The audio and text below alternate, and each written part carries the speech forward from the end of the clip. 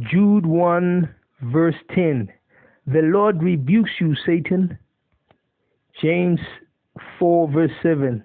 Submit yourself to the Lord. Resist the devil and he will flee from you. Luke 10:18 to 19. He replied, I saw Satan fall like lightning from heaven. I have given you authority to trample on snakes and scorpions and to overcome all the powers of the enemy. Nothing will harm you. Luke 10 verse 18 to 19. He replied, I saw Satan fall like lightning from heaven. I have given you authority to trample on snakes and scorpions and to overcome all the powers of the enemy. Nothing will harm you. 2 Timothy verse 26. And they will come to their senses and escape from the trap of the devil who has taken them captive to do his will. 2 Corinthians 2:10 to 11. If you forgive anyone, I will also forgive you.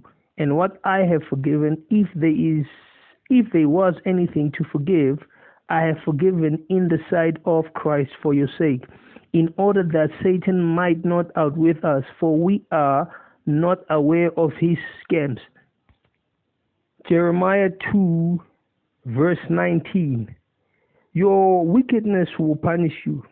Your backsliding will rebuke you. Consider then and realize how evil and bitter it is for you when you forsake the Lord your God. 1 Corinthians 10 verse 21. You cannot drink the cup of the Lord and the cup of demons. You cannot have a part in both the Lord's table and the table of demons. Ephesians 5 verse 11. Have nothing to do with the fruitless deeds of darkness, rather expose them. 1 Corinthians 15 verse 33. Do not be misled. Bad company corrupts good character.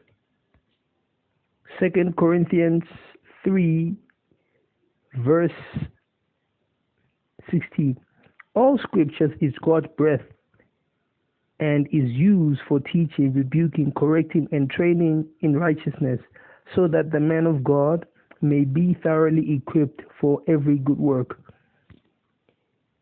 Matthew 13 verse 12. Whoever has will be given more, and he will have an abundance. Whoever does not have, even what he has will be taken away from him. Ephesians 6:10.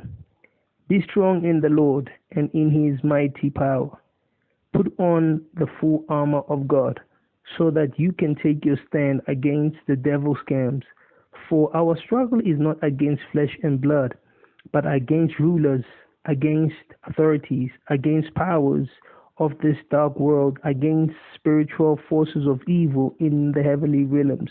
Therefore, put on the full armor of God, so that when the day of evil comes, you may be able to stand your ground. And after you have done everything to stand, stand firm then, with the belt of truth buckled around your waist, with the breastplate of righteousness in place, and with your feet fitted with the readiness that comes from the gospel of peace.